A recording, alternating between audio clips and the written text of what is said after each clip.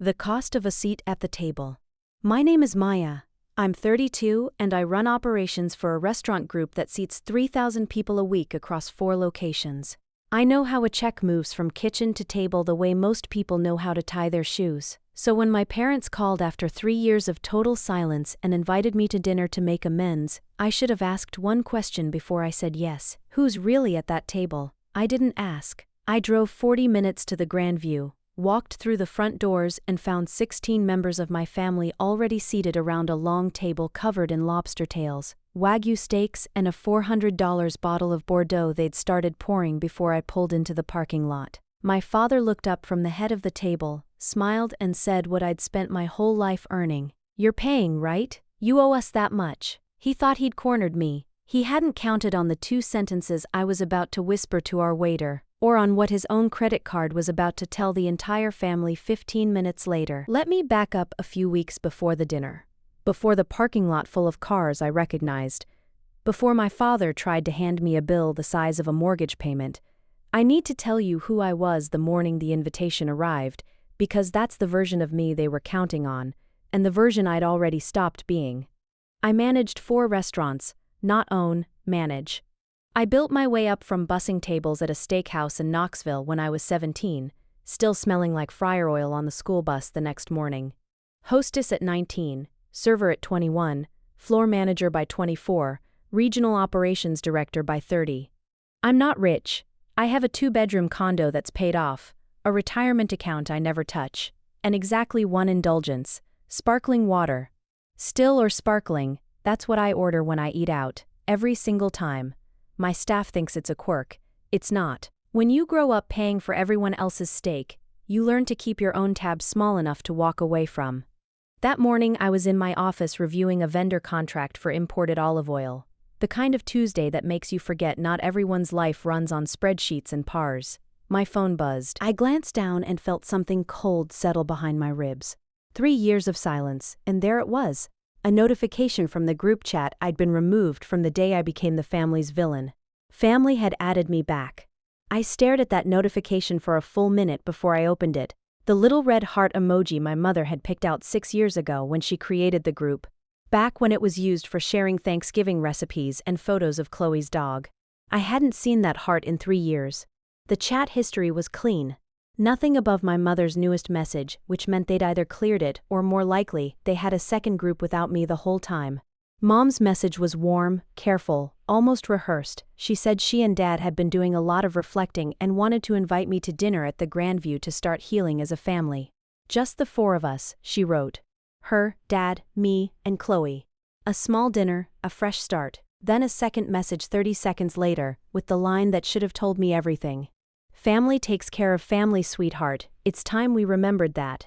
Family takes care of family. She used to say that when I was 19 and she needed my server tips to cover the electric bill. She said it when I was 23 and Dad needed a cosigner on the truck. She said it when Chloe's first apartment fell through and I quietly paid the deposit. Family takes care of family had always meant one thing in my house. Maya takes care of family. I read the message twice. I noticed my mother hadn't said sorry. She hadn't said we were wrong. She'd said it was time to heal. Passive voice, no subject, no one responsible. I typed back, "I'll be there." Then I set my phone face down on the desk and went back to the olive oil contract, pretending my hands weren't shaking. 3 years ago, my sister Chloe decided to open a cafe. Not a business plan, not a market study. A cafe because she'd seen one in Charleston with exposed brick and a matcha menu and thought, I could do that. She was 26, had never managed so much as a lemonade stand, and needed a $75,000 small business loan. The bank said yes, with a cosigner. That cosigner was supposed to be me. Mom called on a Sunday. Dad sat beside her, arms folded, already angry before I'd answered. Chloe needed the loan. The cafe was her dream. I had good credit, a stable job, a history of saying yes. Just sign the papers, Maya. I asked to see the business plan first. Chloe didn't have one. I asked about her projected margins, her lease terms, her supplier contracts. Chloe stared at me like I'd insulted her cooking. Mom's voice went flat. She's your sister. You don't need a spreadsheet to love your sister. I said no, not because I didn't love Chloe. I did.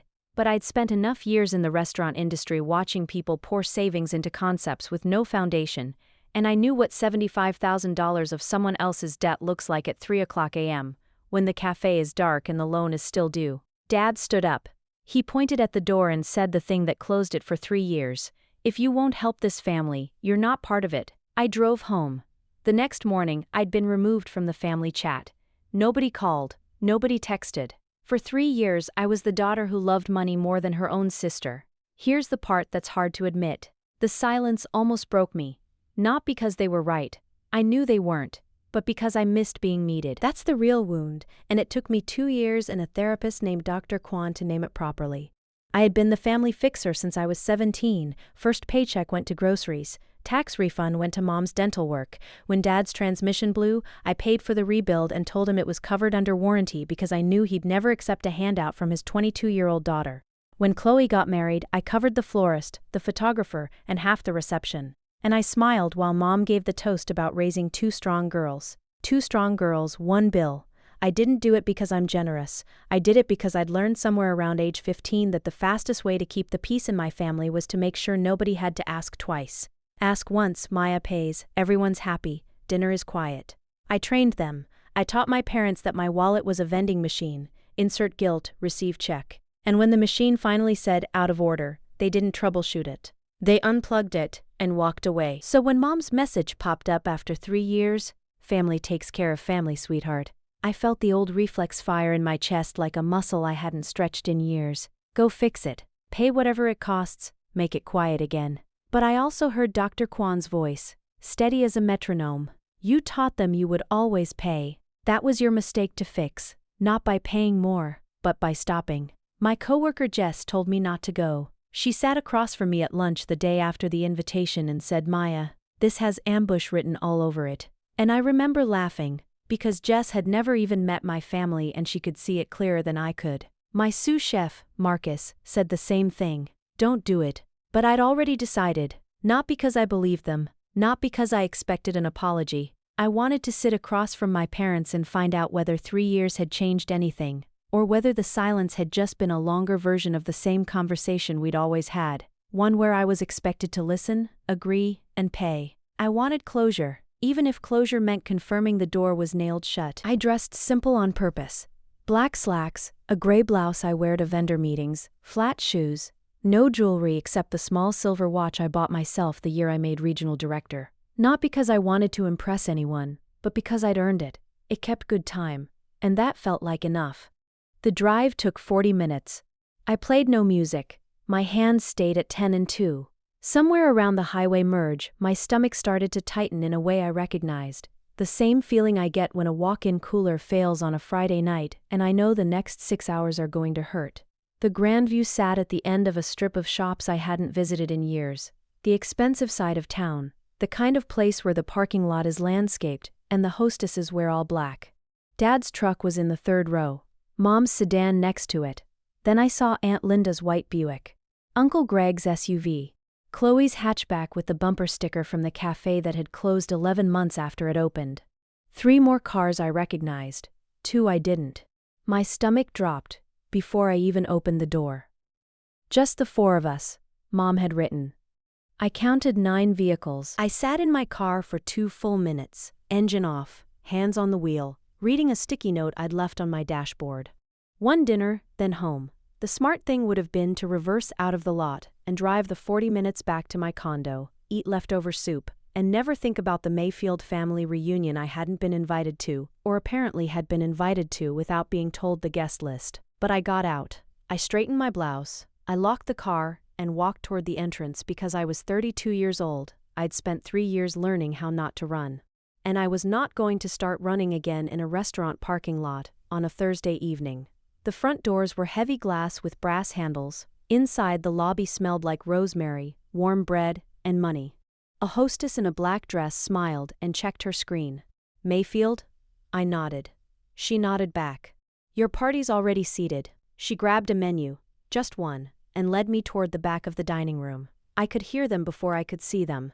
Laughter, clinking glasses, my Aunt Linda's unmistakable cackle cutting through the murmur of every other table. I turned the corner and saw the table. 16 chairs, every single one filled except the one at the far end, directly across from my father. The table stretched the entire length of the private dining alcove.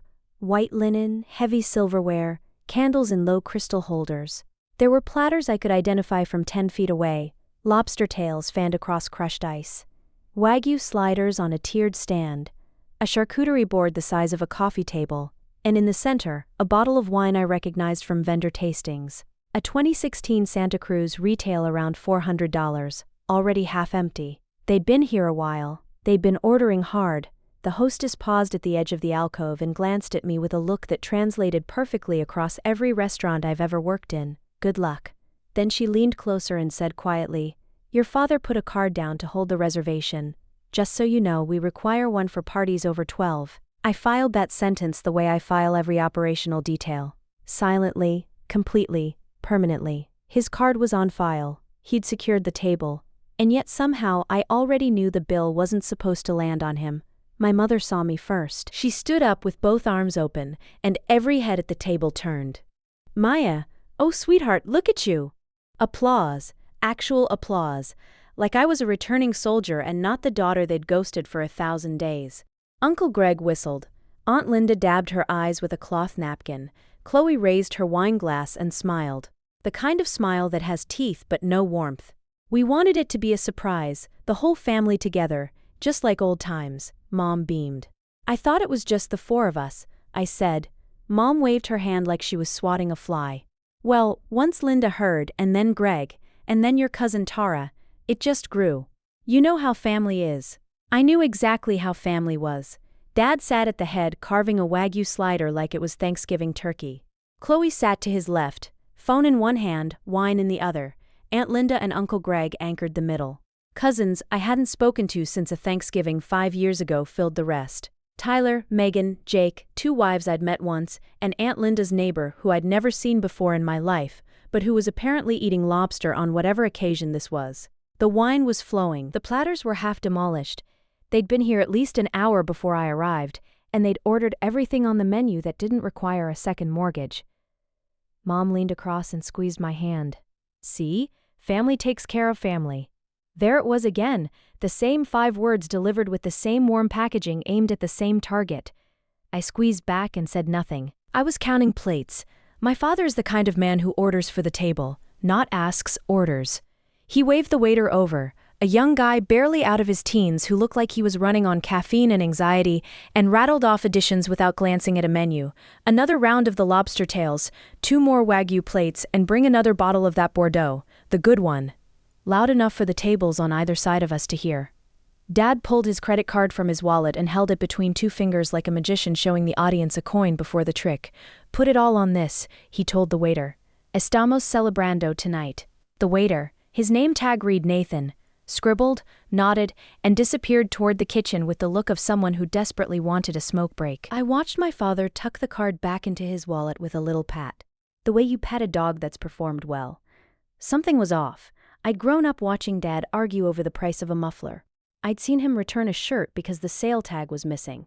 Raymond Mayfield did not order $400 bottles of wine. He did not wave credit cards like flags. This was a performance, and it was aimed at me.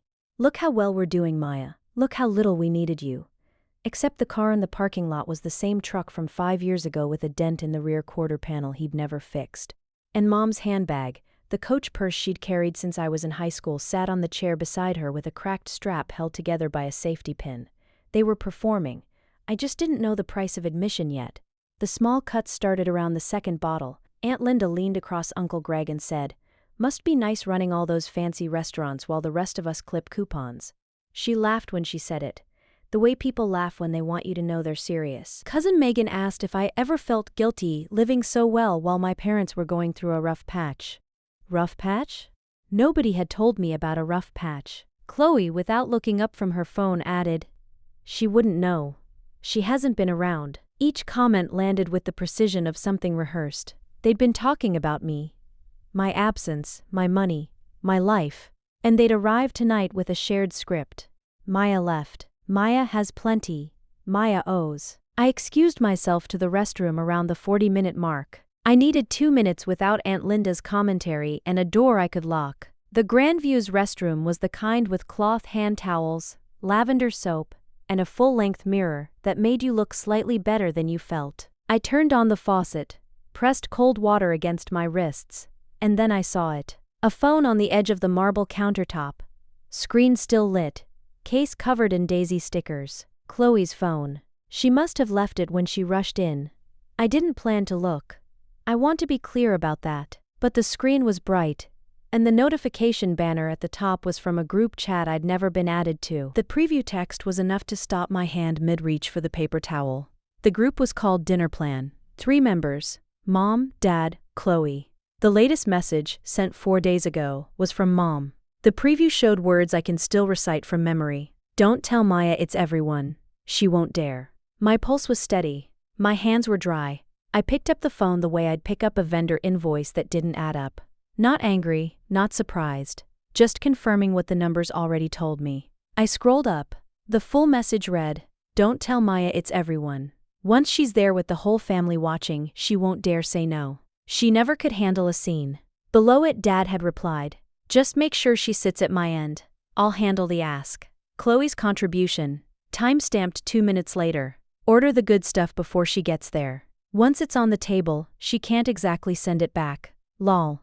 I kept scrolling. 3 weeks of messages. Mom coordinating RSVPs. Linda's in. Greg's in. Megan says yes if there's wine.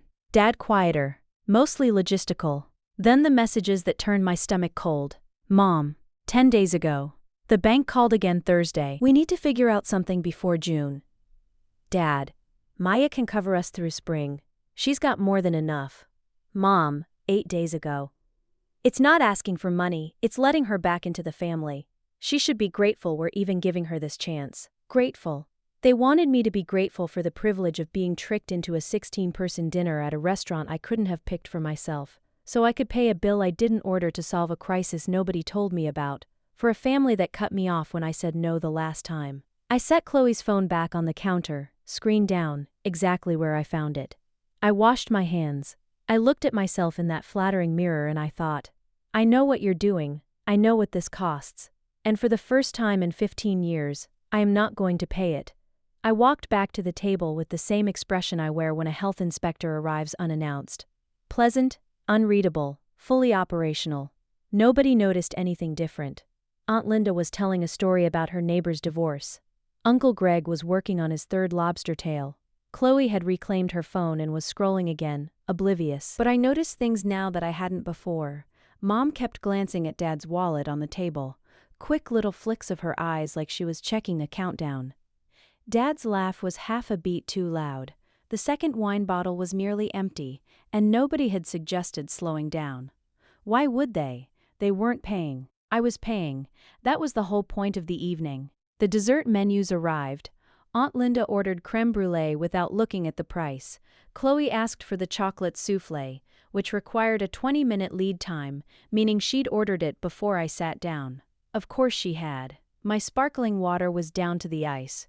Chloe was the one who cracked the surface. She'd had 3 glasses of the Bordeaux by then, enough to sand down whatever filter she normally kept between her brain and her mouth. She leaned across the table, glass in hand, and grinned at me like we were sharing a joke. Relax, big sister, it's just dinner, you can afford it. I set my water down. Afford what? This. She gestured at the table. The platters, the wine, the 16 place settings, the crème brûlée and chocolate soufflé currently being prepared by a kitchen that had no idea it was catering a shakedown. We ordered the good stuff since you're treating. She said it so casually, since you're treating, like it had been settled in a meeting I wasn't invited to, which of course it had been. The table went quiet for about 3 seconds. Mom shot Chloe a look that said too early, and Chloe shrugged. Uncle Greg studied his lobster. Aunt Linda suddenly found her napkin fascinating. Dad cleared his throat. The silence lasted long enough for Nathan to arrive with a fresh bottle of sparkling water, place it beside my glass, and for me to realize 2 things. Nathan was the only person at this table who had poured me something without expecting anything in return. Chloe had just confirmed out loud what every single person in this room already knew. I was the mark. The dessert plates were cleared. The bill folder hadn't arrived yet, but I knew the dance. The hover, the subtle check-dropping ritual where the patriarch looks away and gestures vaguely toward the youngest successful female at the table like a medieval king tossing a coin to a beggar. Dad cleared his throat, leaned back, and tapped his fingers on the white linen. Well, Maya, before we call it a night, your mother and I wanted to talk about a little transitional help. The transition with the commercial contracts hasn't quite panned out the way we hoped, and since you're doing so well in the restaurant business. He didn't finish the sentence, he didn't have to. 16 pairs of eyes locked onto me. Aunt Linda leaned forward, Chloe stopped scrolling. I didn't blink, I didn't reach for my bag. Instead, I raised 2 fingers, caught Nathan's eye across the room, and motioned him over. He hurried over, notebook out, pen uncapped, looking nervous. I didn't look at my father. I looked straight at Nathan, and I delivered the 2 sentences I had prepared in the restroom. Nathan, bring me my check for my sparkling water and bread, and for the rest of the table's tab, please run the credit card my father left on file at the host stand when he secured the reservation. Nathan blinked, his pencil pausing mid-stroke. Oh yes, ma'am. Before my father could open his mouth, I stood up, smoothed down my gray blouse, and picked up my purse. Dad surged out of his chair, his face turning the exact shade of a bruised plum. Maya, what the hell do you think you're doing? You're paying for this family, you owe us. I looked around the table, 16 faces, frozen in mid-bite, the luxury of the evening suddenly turning to ash in their mouths. I don't owe you a dinner, Dad, I said softly, my voice carrying clearly across the quiet alcove. And I definitely don't owe you a bailout for a business you refuse to manage properly. Enjoy the Bordeaux. I turned and walked away. As I pushed through the heavy glass doors into the cool evening air, I heard the faint, muffled sound of Nathan's voice back in the alcove, politely informing my father that his card had just been declined for insufficient funds. I didn't look back. I got into my Honda, turned the key, and drove the 40 minutes home to a quiet condo, a paid-off mortgage, and a glass of water that tasted entirely like freedom.